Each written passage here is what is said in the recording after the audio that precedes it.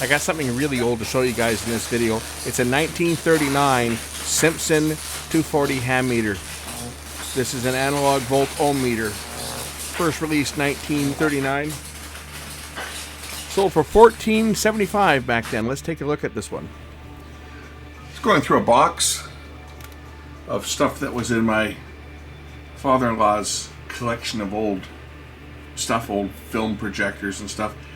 And he had this old meter, an old Simpson.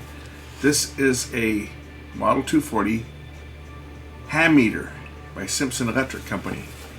I've never even seen this unit before. Let's take a look at this beauty together. It's got the official bag of accessories. I don't know what that's for, but it's got clips, adapters, and alligator clips and spade clips, and of course the meter.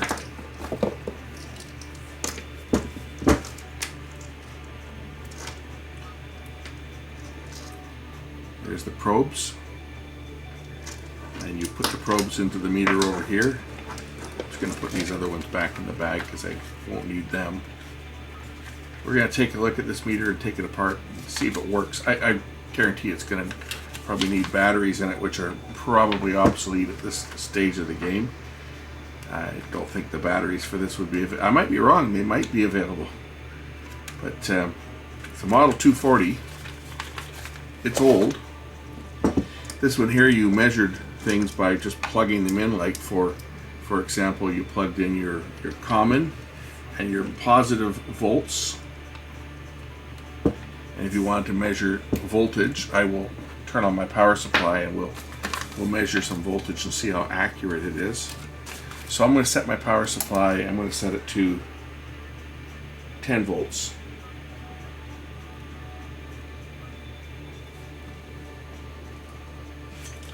And we'll connect this up. I'll set this to the 15 volt DC scale, and we'll see how accurate this meter is, or if it even works. So this is the 10 volts going to the, oh, it doesn't work. Surprise, surprise. Am I in the right one? Yes, I should be. Oh, look at this. These unplugged from here too.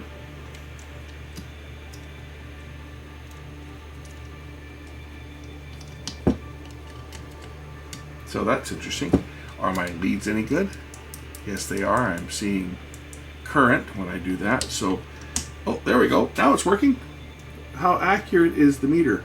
I'm on the 15 volt scale, the 15 volt DC scale. So this is 10 volts right here, and it's showing that it's showing this at about what, 8 volts, I guess, 8.5 volts. It's wrong, that's for sure.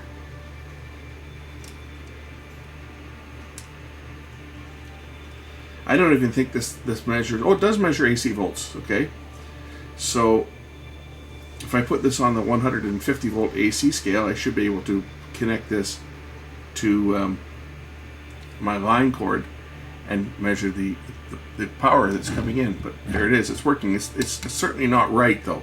It's not accurate because I'm putting 10 volts into it. If we look at the fluke, because you know if it's a fluke, it'll be accurate, or it'll be accurate if it's a fluke, or it's a fluke if it's accurate. But if I put the puke meter on here, puke meter says it's 10.03 volts. I think that's probably pretty accurate. And this one's gone off again. It must be bad connections. Is it bad connections on this cable, or is it here? Where is it bad? It was working. It's got to be right here at the meter itself. I mean, this thing's so old, but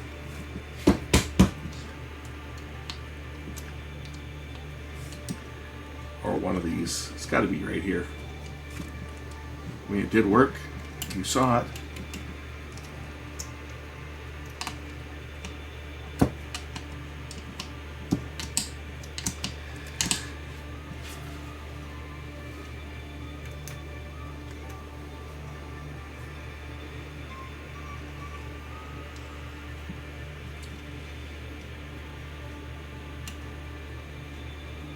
On the 75 scale, or the 300 scale, just barely registering there. If I go over to the AC scale, we'll go to the 150. Now, why is it showing something on AC? I guess it's just the way these meters operate, because they have to rectify it. It's going to go through the diode block anyway. But let me grab a dangerous test cord here, a cheater cord, and I will plug this into my dim bulb tester so that if something were to accidentally short out, we wouldn't be having major sparks. So let me plug this into my dim bulb tester. I'll turn off the power initially to do that. Okay, let's turn the power on. Okay, how many volts do we got here? This is the 150 scale.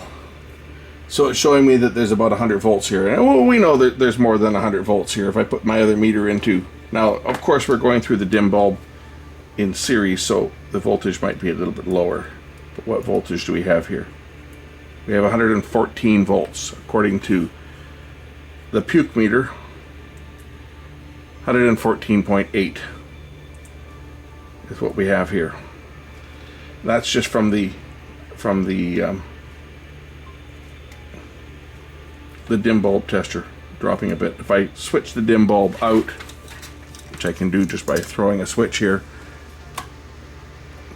okay, dim bulb's out. Oh, maybe my variac might be down a bit. Let's set it up to 120. There we go.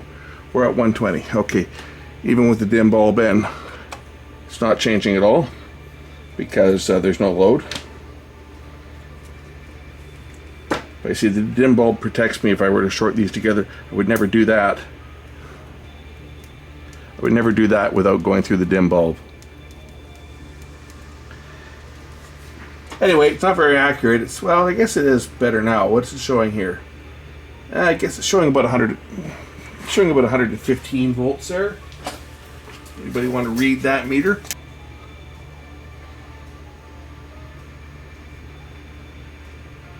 $115 or just under, because that gradient would be 115. There's 120, 125, 130, 135, 140, 145, and then 150 on this scale. If we go to the 750 scale,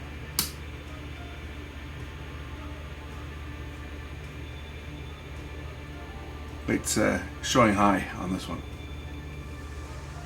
Anyway, it's working for AC and DC. Ohms is definitely not going to work because I guarantee that the battery in here has been depleted for years. Just unplug this thing from the dim bulb tester so that I don't have a live wire sitting here in my lap. I know you guys want to see what's inside this unit, so let's crack this one open. It's held together with a bunch of screws on the back. I think there's all the screws in the back just come out on this. This almost feels like it's made out of Bakelite.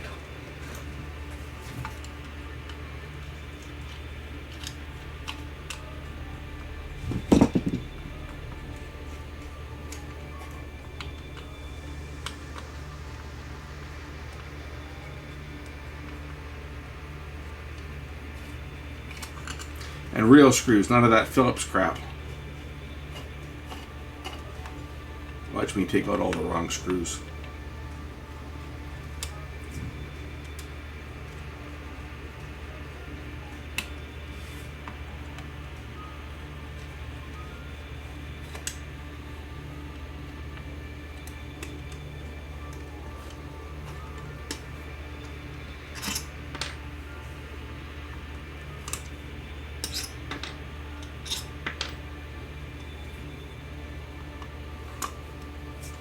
I don't know what screws have to come out on this, so I'm taking them all out. Probably not all of them have to come out, but well, there we go. That's what takes off the face, and that's what takes off that part. Oh, what is this used for a battery? May 1970. It just uses a single battery?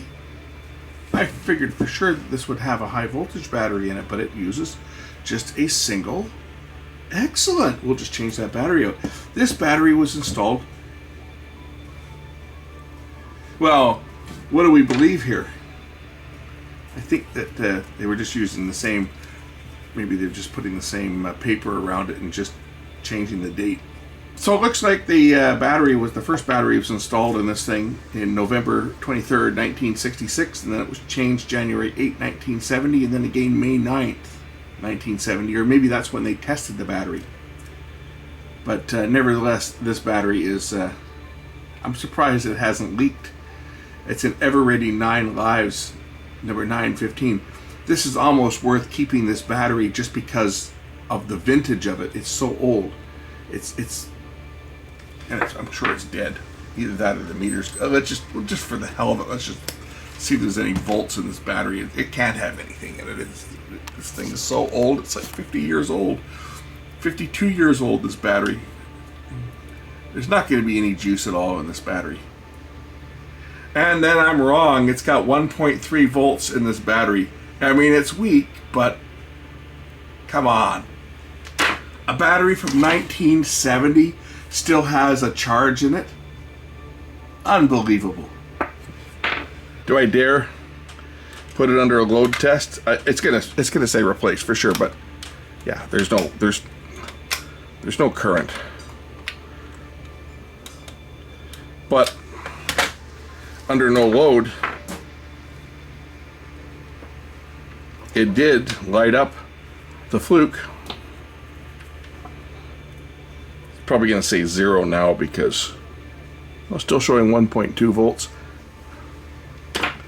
Keeping with tradition, August 5th,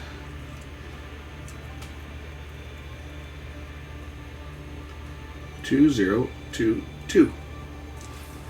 To keep with tradition.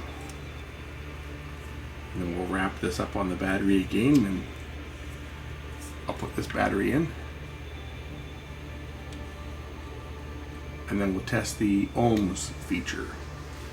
So there's the control, and this is the meter itself. Big beefy meter on this thing. Like, that's a real instrument. The battery I'm putting in, by the way, is not new. It's an old battery, so it's not up to full charge. Nice. What are these? 10% tolerance? Well, that's a 5%. Gold, silver. That's a 20% tolerance, that resistor. Same with this one. No band. I guess I didn't have to take this one off. These top screws didn't have to come out. See, I learned something new. Let's just put those ones back in.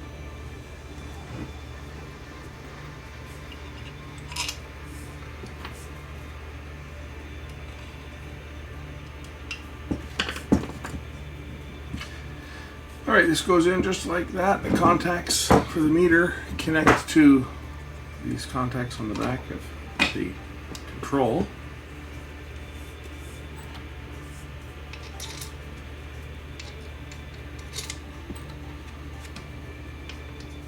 I was watching a movie last night on Netflix. Our old friend, who's an actor, was in. A new movie just came out yesterday. So the wife had me sit down and watch it with her.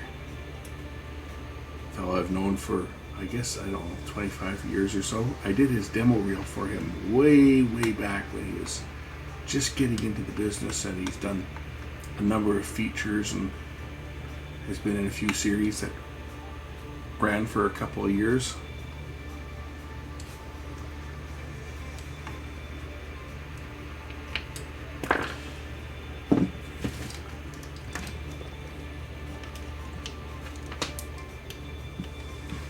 Okay, ohms. Let's just try, I guess ohms just, it's got times 1 and times 100. So we'll put it on times 1.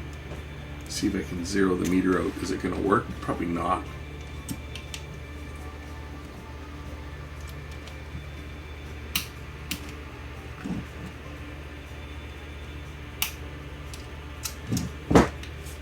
Yeah, I think this thing's got a problem still, this meter.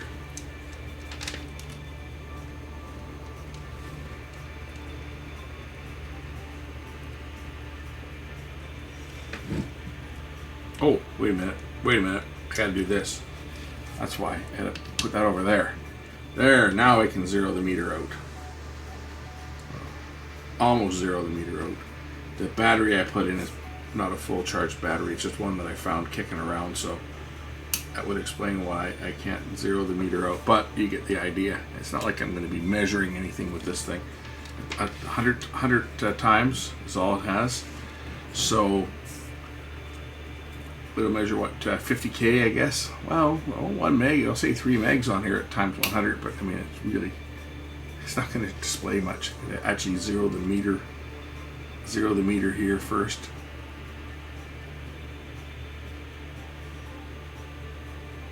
And then what you do is you short the probes together, and then you zero the meter out here. But again, that battery that I've got in there is leaving something to be desired. It's not a fully charged battery. Plus, I think these probably could use a little cleaning. The contacts on this, I'm sure this thing hasn't been used in a long time.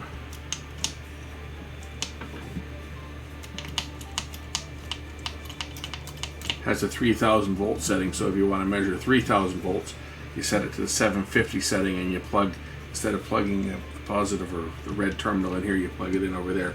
One is for positive, and the other one would be for 3000 volts. You plug the plus terminal in over there for 3000 volts.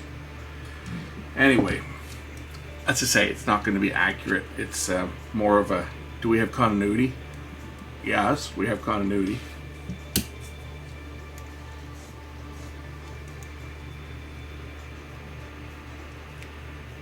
Anyway,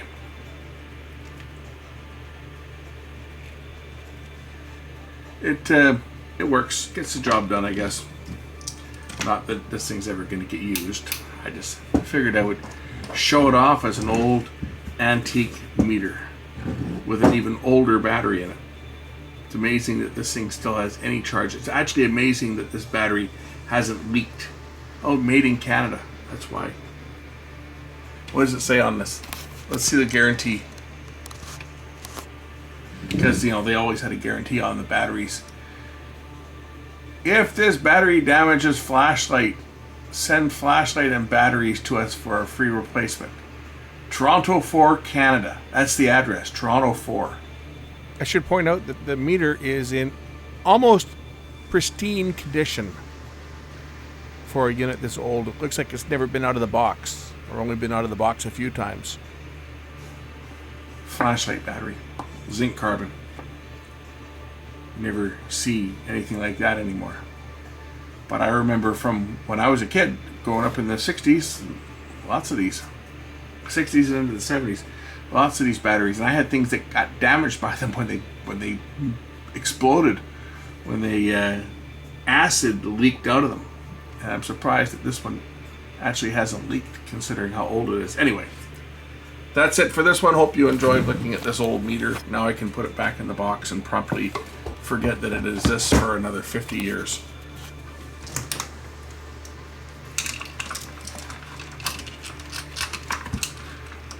Actually, this might be one that I sell. This would probably be a good item to put up for sale to someone who might like to collect a meter like this. Anyway, thanks for watching. We'll catch you in the next one. Bye.